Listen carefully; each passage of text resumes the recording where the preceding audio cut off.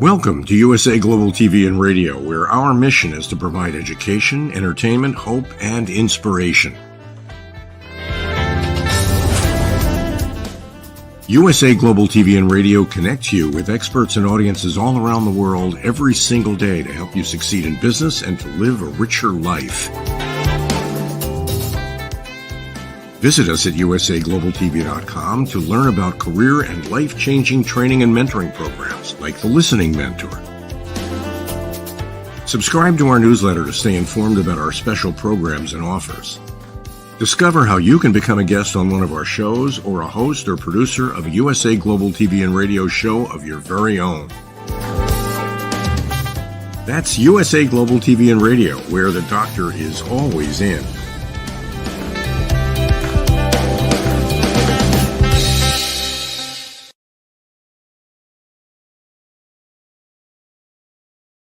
Good morning, good afternoon, good evening, and welcome home to USA Global TV and Radio, where we provide world-class education, entertainment, hope, and inspiration.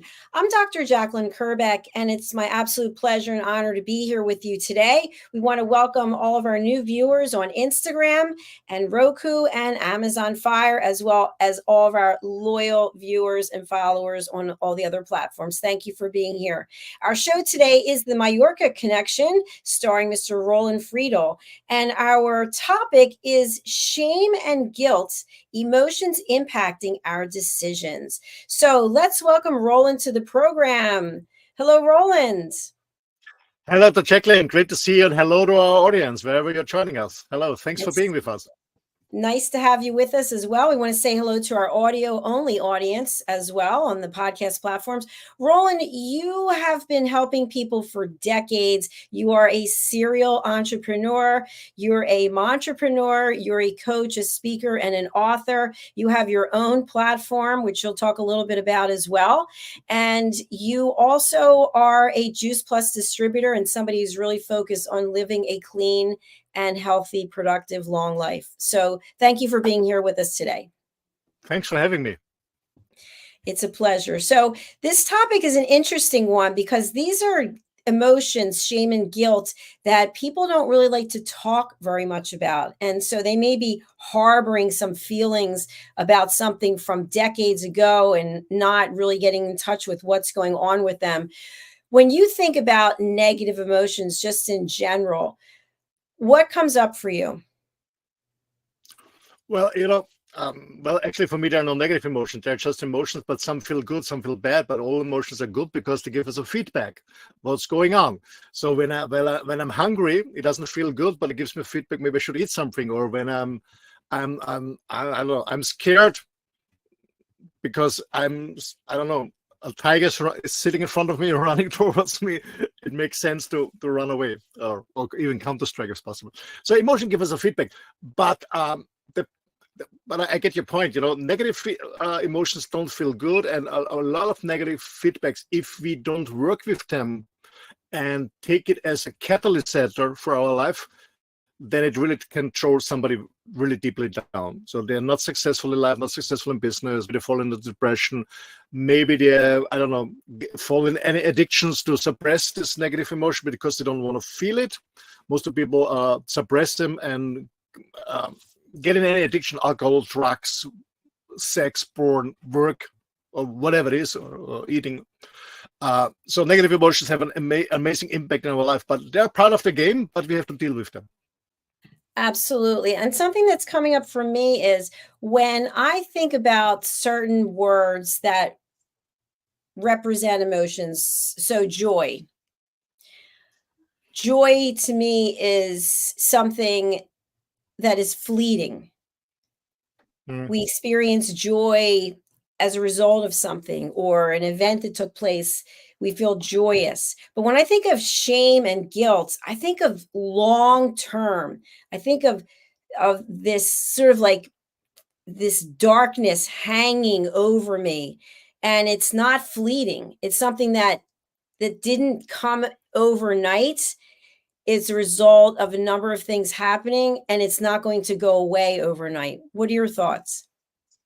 Yeah, absolutely. The thing is, especially with shame and guilt, is I strongly believe that when our mother gives birth to us, and I don't know what people, especially woke people, think, but it's still the women that give birth to us, is that we don't, as a baby, we're so unique, we're so beautiful, we are divine beings. We came on this to this planet Earth in this reincarnation without any shame and guilt.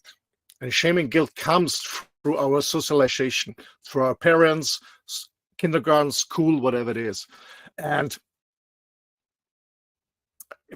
the point is, because as a baby, or especially as a small kid, we believe what is told us, what has been told us. We hear it every day. Don't do this, don't do this, don't do this, don't do this, don't do this. The whole education system is built up on shame. There was I saw an interesting interview with somebody up who is a specialist in education, school and stuff like that, and he said shame is the base of the education systems. Otherwise, it wouldn't work. It's an interesting topic. It's an interesting argument. So if you don't feel shame because I don't know, I give an example, Dr. Jacalyn. Even in primary school, you have 10 maths things to do, and 8 are, you're doing 8 correct, probably good, and 2 are wrong. They don't tell you, hey, great, you did 8 wrong. They say, no, 2 are wrong. And you feel ashamed. Oh, I didn't make go. And so the shameness, the feeling shame, gives the teacher, whatever is responsible for education, the chance to direct you in a certain direction, because you want to be part of the game, you want to be part of the team, you want to be part of the team, you feel shame. And that's, it's part of the education system. Excellent points, as always. Thank you. I have a question about what builds up to shame. And I'm thinking what's coming to light for me is embarrassment. I'm embarrassed about something, and I'm not able to process it, or maybe I'm in an environment or community where they're continuing to remind me of something that they didn't think I did right, or they didn't like the outcome. And then that continual living with embarrassment then turns into shame. Is that right? Do you agree? Yeah, it's part of it. And be honest, it starts very early. I mean, the 2 main paths of shame is coming very early. I mean, one thing is when you get to kindergarten, you do something wrong, that it is, I don't know, shouting at you, don't do this, don't do that.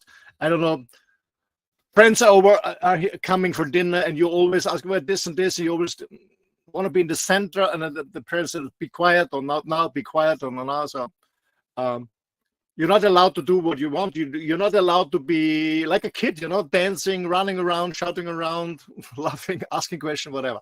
So they said, no, everything you hear is a no. You feel ashamed. You think that you're not correct. You think that you don't fit into this world because you're not doing right. And the other thing is, which has a huge impact on our society, I strongly believe, because we can see this with the porn industry and everything that's going on here. So many frustrated people is, in the age of 4 or 5, you start enjoying yourself and your sexual organs. You feel them. The girls feel it. The little boys feel it, and they're touching them. Even babies are touching their penis and stuff like that. But most parents cannot handle it because their education has been the same. No, don't touch it. It's in Austria, say it's dirty. Don't touch it. It's dirty. They're using these dirty names for it. And as a kid, it makes you joy to touch yourself. Kids always touching yourself, because we as a kids, as a baby, we learn by touching. When a baby takes his own finger and bites in, I say, oh shit, it's hurting. That's me. It taking any product, biting in, oh, that's not me. So babies learn by touching and biting in things. That's me, that's not me. So that's how they learn about who is themselves, who is the outer world, and they start touching themselves. And of course, they're touching their sexual organs. And most parents say, "No, that's not good. That's not good. Don't do it. Don't do this," and put their hands away. And the baby learns very, very, very early, this is not good. I'm not allowed to do so. And they feel ashamed because they want to touch themselves. It's natural. When you go to indigenous people in Africa, in the Amazon, or in Central Asia, it's normal. Kids running around naked. But I had a very bad childhood. But there was nothing about shame in my home because my parents were running around sometimes naked. I could run around naked. So this not a deal in my family. But I know that most kids are raised with this feeling shame because they're touching themselves. And then it's dirty. And then we have these dirty words about our sexual organs. That's one part. And the other part is, I said, when we make mistakes or when we disturb the adults, then we also feel shame. And from shame comes guilty, because I would love to do so, but I'm not allowed. But I still do it because as a born, it's natural for me to move around and run around. So I know that I'm not allowed to, but I still do it. And then I feel not only shame, but also feeling guilty. So this concept, these emotions of shame and guilt come early on from when we're children. And then there's many times when people don't even feel comfortable. Like as a child, you might be curious. Well, why is that dirty? Why is that wrong? Why is that bad? But as we get older, especially when we've been beaten down enough, we stop asking questions and just maybe keep it internalized inside. And then, of course, that can manifest in many ways. So I had something happen recently. I'm not going to give specifics in case anyone's watching that might be related to it, but I delivered something that I thought was pretty good, and I got really good feedback. And someone else didn't think it was good at all. And they decided to tell me how bad they thought it was. And there was no, when you give feedback, we've talked a lot about this. You give something good, then you give the feedback, and then you end with something nice. There was nothing nice at all. It was basically just ripping me apart. And so after this encounter, I really felt embarrassed. I felt very embarrassed because I thought, wow, how could I think something was one way and someone else thinks it's a completely different way? And today it really started sinking in. And I thought, wait a minute, stop, time out. That's one person's perspective. And I'm not taking it on. I'm not taking it on because that's how they viewed it. But many times we do take it on, and then you just start to feel horrible about yourself because you think, how can I be so far off when I'm thinking it's this and someone else is thinking it's that? Have you ever had a situation like that, Roland? Yeah, especially, when somebody's very close to me, emotionally close to me, my partner or my family. Yeah, I am. Or I was, to be honest. I learned my lessons very quick from a mentor, and I said, as long as you give a shit what other people think about you, you're gonna lose. So meaning you don't need an external reference about an internal reference.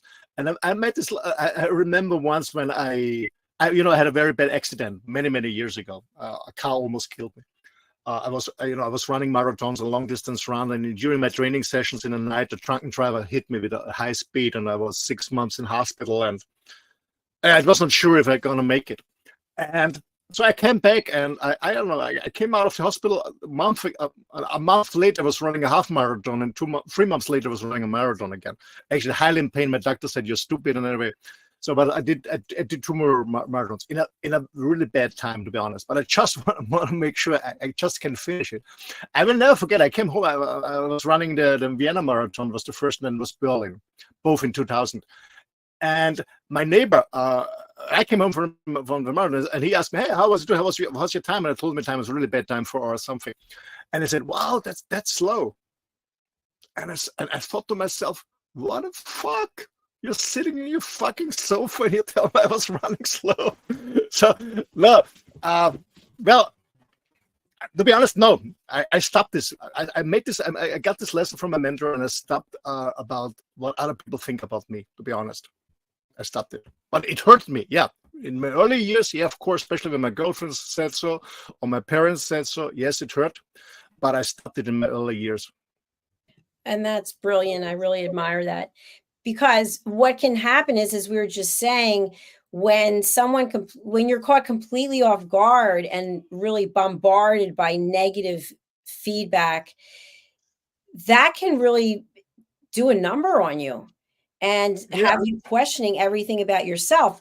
But then I also say to myself, look at the source. Look at the source that's providing the information, and what's the reason for that information being delivered the way that it's being delivered. Yeah, absolutely. So how you give a feedback. I remember, in school, most of my teachers told me, you're not going to make it. Maybe you're going to become a gangster or something like that. I was not stupid but I didn't like school. I didn't fit in because my intelligence was too high. So I was so fucking bored in school because I wanted to teaching me. I already noticed it was so easy for me. So I was bored and I was always disturbing a little bit. But I remember when I graduated, my teacher said, it's a shame that I can graduate. And I thought myself, you know what? I'm going to leave this building. You're staying the rest of your life here until you retire. I give a fuck what you tell me. And I went to university. No, I stopped it because I know that words can hurt so much. Absolutely, words can hurt so much. And I experienced it when I was a young person. I experienced it. But as I said, I made this learning is that I give a shit of other people because they're not paying your rent, they're not paying your vacation, they're not paying your car, whatever it is.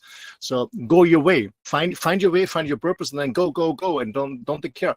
Just listen to people who are there where you want to be and learn from them. Yeah, that's a different thing. But otherwise, go, make your way and go over it. And I remember when I started my 30 years ago, as becoming a trainer and a speaker. That's 30 years ago, my goodness. I only was nervous. Never in front of an audience, to be honest. I was speaking for thousands of people, never in front of an. But I was nervous when I tried to train the trainer, and I've been in a peer group with other trainers. Then I was nervous. When I had to present in front of them, then I was nervous, to be honest. Yeah, that was. But never in front of an audience. No, never. Yeah. No. I love that. I want to talk a little bit about when we're making a decision, specifically if it is a very important decision that may have a lot of impact on our life. And for example, things that are coming to mind, moving. Okay, that's a huge decision. Leaving a relationship, leaving work, having a change in career, all these types of things.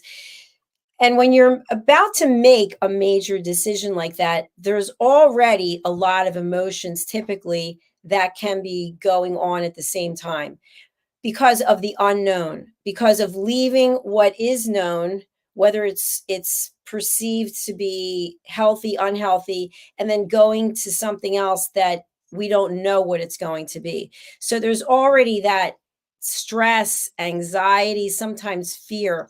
And when you wrap that also up with shame and guilt, and I'll give an example. Let's say you are in a relationship with someone and you decided that you're going to move, and the person lives with you, you're married, you're together. I don't want to go there. And you talk about all the great reasons why you should move with me, because when we get there, X, Y, and Z, and then the person moves with you and it doesn't work out for that person. And you feel this horrible guilt because you wanted them, you encouraged them. So you could even be thinking about that before you make the move. And obviously we're not responsible for other people's behavior, other people's reactions, but when we're making a very important decision and we have guilt and shame, how can that impact that decision versus if we're coming from a place of joy and curiosity? Oh, good question. Woo! There's a long ball. I just said. I mean, to be honest, making decisions is always a tough way, as you said, because the unknown and nobody loves to make decisions because we always afraid that we're going the wrong way. Yeah. Same to me. Sometimes I already feel a little bit scared and so what I'm doing. But what I learned is as the hardest way is to make a decision, and as long as I postpone it or procrastinate it, how long as I procrastinated to make a decision, it's still there. And it's still there, and I'm still thinking about it. It makes me feel bad. And the point is, as long as I think about it and feeling bad, I'm not focused. I'm not fully concentrated on all the other shit I want to do in work, with my family, whatever it is. So it holds me back to live life at the fullest. That's what I learned. I said I have to make a decision anyway, so make it as soon as possible, because as long as you procrastinate it holds you back on other things too, because it's always on your mind. And that's what I learned very, very early. And what I learned is once the decision is made, if it's a wrong one, a good one, a bad one, we find out later. We never know before. I always feel that a lot of pressure is gone from my shoulders. and then I can focus. And when once I made a decision, hopefully a good one, I found out that when I trust the process, when I trust the universe, there's always a way that it's working out properly. As long as I'm prepared, of course, I have a strategy and a plan, of course. But it's interesting because today in the morning I had a coaching with somebody who wants to become a trainer, get out as a coach, a business coach. And we had a second coaching session, and he sent me over his workshop he was designing. And I said, that's interesting. I said, what do you mean? Well, listen, you spend a hell of time on the workshop, but who is your target group? And so we worked on this first. And then in the second meeting, this is, okay, when are you going to start? And he asked me, what do you mean? Yeah, I said, did you already decide, make a decision, decide when you run the first seminar? Do you already book a hotel room? I said, no. And that's what I learned today. I said, oh shit, I have to make a decision. I have to make a decision, setting a starting point, and let's go. Most people try to die, what I call try to die in beauty. There's never the optimum point to start. The best day is always today. It's not about procrastination. So, of course, we are scared of making a wrong decision. Of course, maybe if we feel ashamed of doing something. When we talk about shame, it's about making a decision. And the decision can be that we just speak out something. When we talk about shame, or in a partnership, when I say I want this in our sexual game, in our tantric game, I shouldn't feel shame. I said, okay, tell my partner. I said, I would love to touch him this way or this way, this way. And most people don't do it. They feel ashamed, and it's so fruitful and so juicy in a relationship when you have this courage to talk about what you want, because otherwise we always think, yeah, the other one should guess what it is, and then we're disappointed when we don't get what it is. And in a relationship, it's so important that we talk about everything without feeling shame or guilt. And it's a learning process. That's absolutely a learning process. As we said before, Dr. Jacalyn, is because from early months and early start of our life, we always been, don't do this, don't do this, don't do this, don't do this, don't do this, don't do this. But we have to learn that we can have everything, we can do everything as long as we don't hurt everyone. But we have to also learn to speak it out what we want and communicate with other persons, especially in our partnership. Most partners don't talk about their sexual fantasies or whatever, and then they're watching porn or do something else or cheating around. We have to learn to give away shame and guilt, overcome it. And nothing is going to happen. Man, if you can't talk even to your partner about your dreams, whom can you talk? So we have to learn this, and somebody needs help. Maybe you find a coach or a relationship coach or whatever, but learn to overcome this fear about doing what you want, making decisions, and talking about what you need. So important. It's a game changer. Yes, it is, for sure. And have you, in your recollection, have you postponed any major decisions because mentally you were feeling some negativity or had some anxiety? Of course I did in the past. But the thing is, I didn't feel worse and worse and worse. And then I found out, oh my gosh, it has an impact on all other things in my life too, because it's always circling around. And that's why I called for help, and I asked a friend of mine who is a coach, because I'll sometimes also ask for advice, of course. And he said, Roland, how long do you want to postpone it? I said, what do you mean? Yeah, what's the benefit out of it? Why not doing it? And so I learned this, making a decision. And sometimes it's hard, yeah, it is, but then it's done. And I only can tell from my own experience. I remember, I had some financial challenges because my business was going down. I had some financial challenges, and I had to make a major decision about spending money, investing money in something in my motorhome, and something. It was a hell of money. So I went to this company because I needed it, because I wanted to travel and work in my motorhome. So I want to be self-sufficient, meaning have my own power plant, my solar panels, a lot of batteries. And I don't know in the US, but here in Europe, we talk about $30,000 to buy it. It's a lot of money, and I didn't have it at the time. But I went to this company and I had half of the money, and I said, because I thought it's half the price. So I went there. I will never forget this. I went there and I said, maybe it's okay. The money's okay. So they said, okay, this and this and this. So go to the office and they tell you what it costs. and it was double price. And I was sitting there, I said, oh my gosh, fuck, I don't have the money. Not at all. I have half with me. And I told this lady, actually, it was the daughter of the boss, and I said, hey, Tanya, I'm sorry, I don't have the money today. And they said, you know, Roland, we need 2 weeks to fix everything. In 2 weeks, you may have to make a decision, because in 2 weeks, when you pick up your car, you have to pay in cash. No cash, no key. You don't get your motorhome back. And I will never forget this. I was sitting there scared and said, what shall I do? Drive home almost 600 miles for nothing, wasting the gasoline, going back, because it's 600 miles away from I normally stay with my motorhome. Or I do only half and it's not working properly, or I go full in, trusting the universe. And I told her, I said, I don't have the money, but I go in. I said, I go in, I go full in. I pay you when I pick up my motorhome. And I will never forget this moment, Dr. Jacalyn.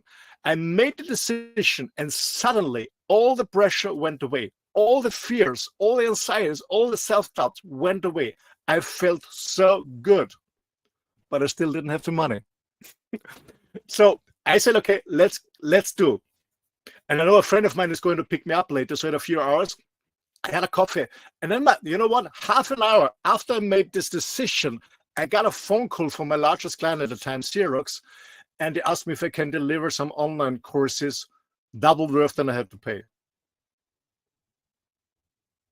Wow, that's amazing. Incredible. Thank you for your openness and for sharing. I really appreciate it. And this is what I want to tell you. The point for me from the story is, once I made the decision, I still had no money, but the pressure was totally gone. I felt so secure. I felt so clear that there is a solution coming.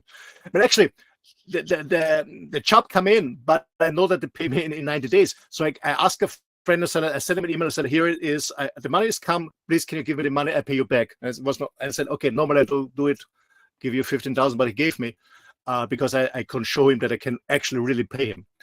But the point is, what I want to tell our audience is, once I made the decision, even I still didn't have the money, but all the pressure, all the anxieties have been gone. I was only focused on the solution, how to get the money. And then I got this phone call. It's crazy life, isn't it? Yeah. The universe nourishes you. Trust the process. Yeah, very true. I want to give an example, which is nothing like what you described, but it's just something that's going on. So I've told you that there are these huge iguanas, and had some experts come out, and here in South Florida, you're allowed to have them removed. And so we've had, I don't know, 15, 16 of them removed, and they're coming back. And now, as the show's been going on, I hear them on the roof. There's like 2 or 3. I don't know if they're wrestling around, but my point is, I've decided to look at it in a completely different way. And the way I look at it now is, I can't control them. It's nature, they're animals. It's impossible to stop them from procreating and from coming here. So now I just accept it, and it's not on my nerves. I have no anxiety about it. I have a completely different viewpoint. I'm a little annoyed about the money we spent to take care of the others, but at least they're gone. So my point is, I think when you make a decision, you look at something in a different way, and then you let it go, because we don't have room and space to harbor all these feelings about things. We have to make decisions and then move on. Yeah, there's space and energy to focus on something, or find a solution, whatever it is. Because otherwise you focus always on the problem. Exactly. Yeah, so make a decision and then focus on the solution and fix it. Now, a question I have for you in reference to everything we're talking about today. You have really good energy. I hope I have good energy. Not everyone has good energy. And sometimes you walk into a room or maybe get on a call or something, and you can feel the energy it's not the same energy that you have. And yet you have to work with this person, or you have to communicate with this person. And maybe together you have to make a decision, or you're working on a team project, and you might have some feelings coming up for you, and you can't really do anything with them in terms of the other person. I can't say, Roland, your energy just seems off. I don't know how I'm going to work with you. How do you deal with situations like that, which you can have shame and guilt for thinking that about someone, and that can get in the way of what you're working on together. Well, in the past, I was a people pleaser, and I would say, okay, it is like it is. I go for it with these people. So they say, no, thank you, no, thank you. Even if I would need, even if I would need the money, I would say, no, thank you. No, I don't collaborate. I don't do this job, whatever. No. My mental health is the most important thing. I wouldn't do so. Sorry, Dr. Jacalyn, I cannot answer your question properly. I think that's a great answer. So you have taken the stance. You are at a place in your life where you're just saying, if it's negative energy, I don't want it. I don't need it. No, I don't want this garbage, because I when I was younger, I was always a people pleaser. With this childhood, I always wanted to have my parents' attention and love. So I became a people pleaser, but I stopped it because it was not healthy for me. Because when you're a people pleaser, you attract a lot of negative energy. People with not a lot of negative energy, and I stopped it. I stopped it some years ago. Yeah. Now, a question I have for you about people pleasing. I don't think that I'm a people pleaser, and I don't like drama. I like a good debate. I love to debate something because I know you have strong feelings about certain things, and I'm very curious. I want to hear what they are. So to me, that's a healthy thing, having a debate. But I don't like a lot of drama. So sometimes when things come up, I will not address it. If it's a business thing, I will. If it's a personal thing, I won't address it head on because I just don't want the drama of the whole thing. So would you say that's people pleasing? No.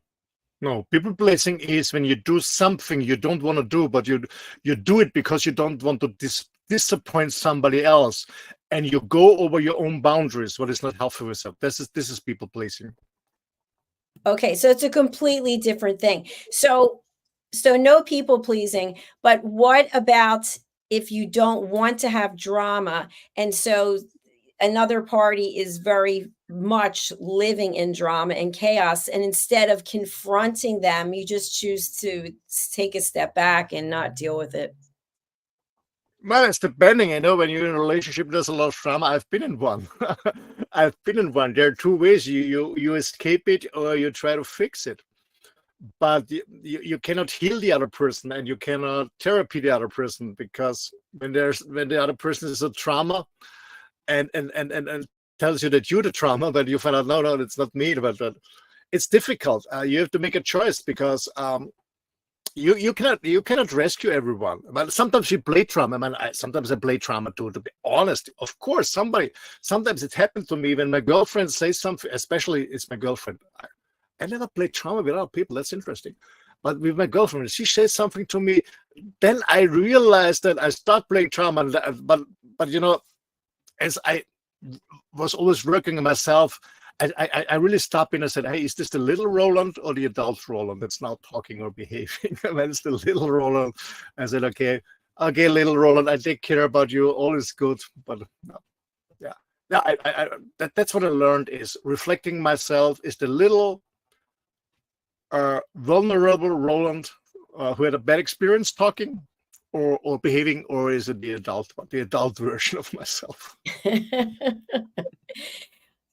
I appreciate that. And I think also, as coaches, as you are and as I am, we witness, whether, let's say it's not a client, but we just happen to be in a public forum, and you can actually witness this type of behavior going on. And it's interesting to watch. If you've ever been out to dinner and you see maybe some kind of discussion taking place and it's starting to get heated, and one person's withdrawing, the other person's leaning in and slamming their fist. And I don't know, I've always thought I would just get up and leave the table, I think, as opposed to just stay and take it, because it just leads to more negative energy, which leads to more things. Yeah. You especially can see it on holidays. People are stick together. They're not in their jobs and distracted. They stick together.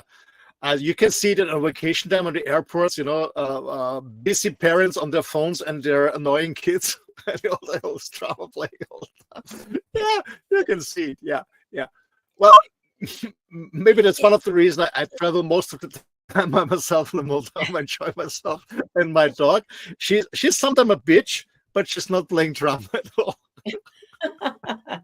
Well, you brought up something else that if you've ever traveled anywhere, and obviously, at least when I was in the business world in corporate, there are certain airlines that were really for business travelers, and then others that were really for the tourist, the vacationer.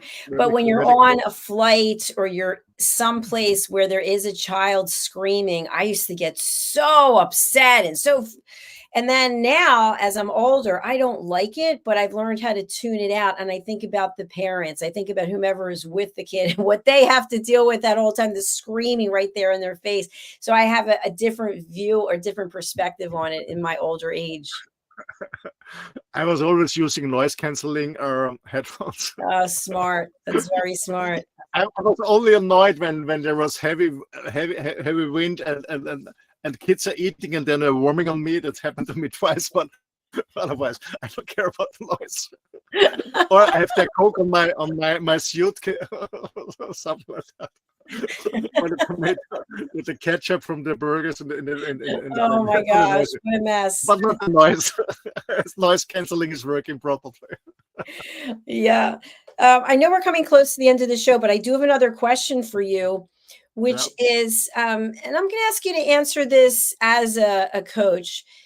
So if a client came to you and they have a big decision to make and they tell you, hey, I'm thinking about X, Y, and Z, but they want to go and poll their friends. Hey, do you think I should do this? Hey, do you think I should do this?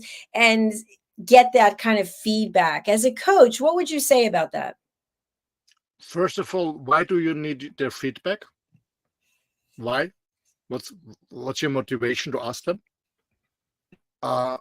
And that's my first question is why? What's your motivation to ask your friend? And we have to say, yeah, because they're very successful in this area, I want to be that. Oh, pretty fine, go for it. If they say something else, whatever it is, I say, do you think it makes sense? But I'm just asking, what's your motivation? Why you ask? Why you want to ask this person? Because maybe I don't know the other person, so I'm asking why. And if you say, yeah, because this person is successful, is there where I want to be, go for it. That's the right person. If it's not, I just ask him, what's the benefit out of it? Well, yeah, they're great points. Sometimes people ask other people because they want some reassurance that their thought process is correct. But what does correct mean? Because if you ask enough people, you're going to get yay and you're going to get nay. So I like the idea if it's someone who's a mentor or someone who you consider to be a role model or someone who is where you want to go and you ask them, that seems like a wise decision. Yeah, and to be honest, even a coach wouldn't give you an answer. It's not a job of a coach to give an answer. The job of the coach is finding out where you should go by asking a proper question. It's not a coach job to bring a solution, because if you give it a solution, you go in consulting. That's something different. That's not coaching. That's consulting. Absolutely. So as we summarize for our audience about shame and guilt emotions impacting our decisions, what would you like to frame up to leave our audience with on this topic? First of all, when you have one or maybe mostly it's a combination, both of these emotions, don't be ashamed. Don't be ashamed. Don't feel guilty and don't be ashamed. Just find out why it is and overcome it. So acknowledge it. They're there for some reason. Accept them and let them go. That's all about it. Don't feel ashamed or don't feel guilty because you feel ashamed or guilty. That's the first thing. Acknowledge it and accept it and let it go. Find it out why it is and let it go and say, okay, that's not me. That's my parents' opinion. That's from the education system, from my priest, from whatever it is. And let it go. That's the first one. Don't suppress it. There you go. Don't suppress it. If someone wants to get in touch with you, what are the services that you can provide to help people? Oh, there are many, because actually I have a lot of experience in different areas, because I was always curious to learn about things and about myself.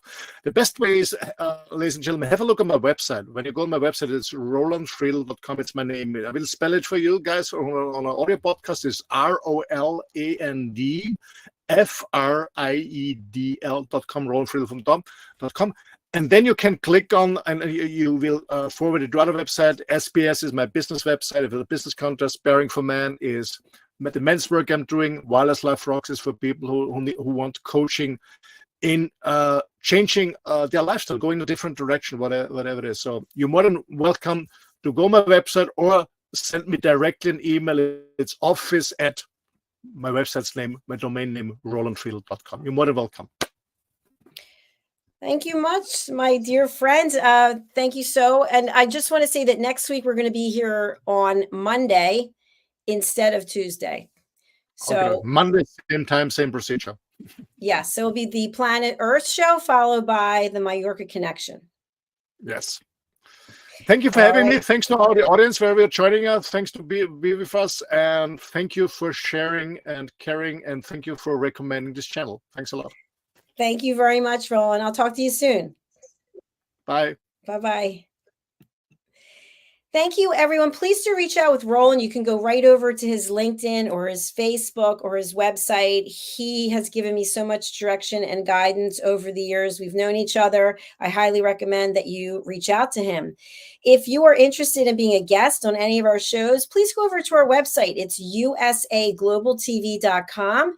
Book your session. We'd love to have you share your story. We have a number of show hosts from around the world, and I also host my own shows. So you can make a choice which program you'd like to be on and who you'd like to share your story with.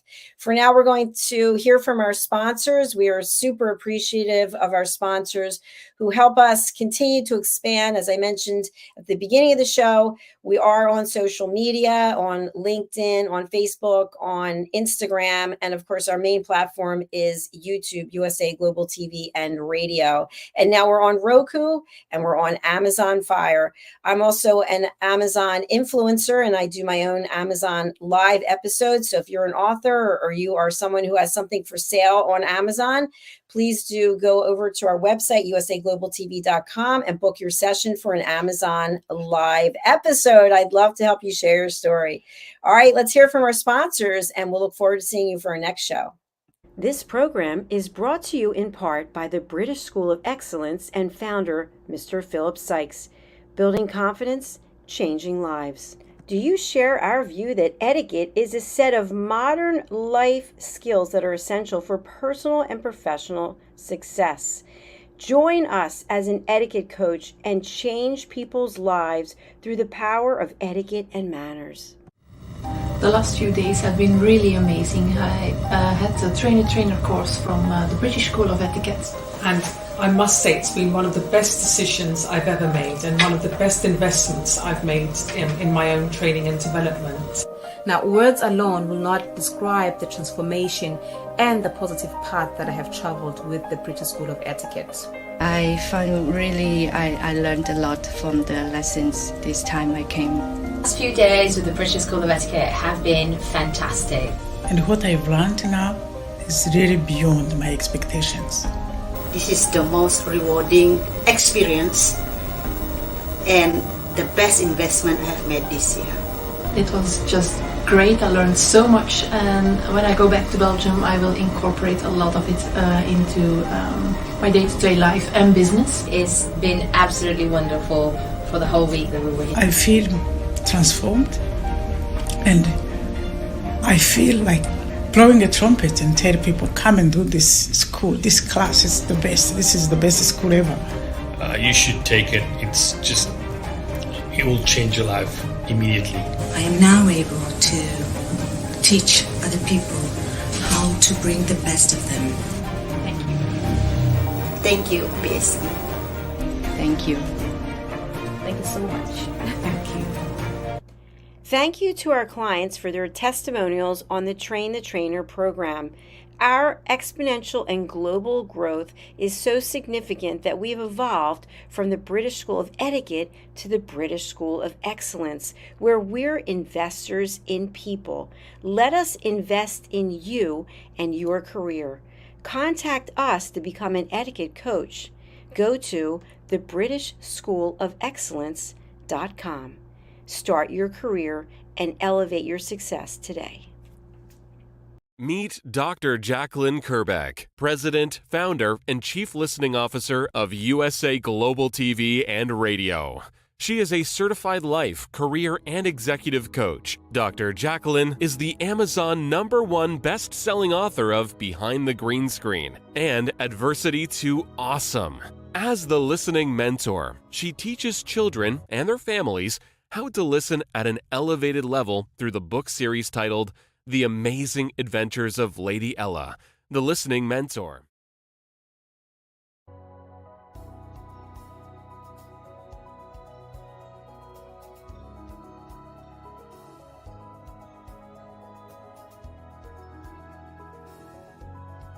The Creative Hearts Awakening book series features heart-centric creatives who share their awakening journey. Through the Power of Listening educational course platform, people can get certified as elevated listeners on USA Global TV and Radio. Learn how to center yourself and align with nature through the power of nature, plants, and shrines. The Journey of Chakra Psychology course will educate you on the chakras and their meaning. The Intuition of the Heart course will help you understand how to trust your intuition. Learn how to face the shadows of self and understand the impact of following trends and materialism. Set boundaries and ask for permission to help establish better relationships, deeper connections, and more authentic conversations. Take your communication expertise to a higher level with the course for curious humans. After all, we are not robots. Looking to start your own podcast platform? Get everything you need in the Podcaster Pro package with Dr. Jacalyn-Kerbeck. How can music, breath, and your voice set you free? Find out with the Power of Listening courses. Dr. Jacalyn is a certified meditation teacher, yoga instructor, and Juice Plus distributor. She will help you create a plan for your healthy lifestyle. As an expert in the art of interviewing with over 3,000 hosted and/or produced live broadcasts, Dr. Kerbeck helps her clients stand out as global broadcasters. Dr. Kerbeck's books are available on Amazon. Start your listening journey by reading. Tune into the Listening Mentor TV show, Fridays on USA Global TV, and learn how listening can be your superpower. Dr. Jacalyn-Kerbeck, MBA, DBA, Certified Holistic Life, Career, and Executive Coach, Certified Yoga Sculpt Teacher, Certified Meditation Teacher, The Listening Mentor, Singer-Songwriter, Founder, President, Chief Listening Officer of USA Global TV and Radio. drjacalyn.com. Thank you to all our elevated listeners, team members, animal characters, and co-authors. Contact us at 215-852-9406. Jacalyn at drjacalyn.com.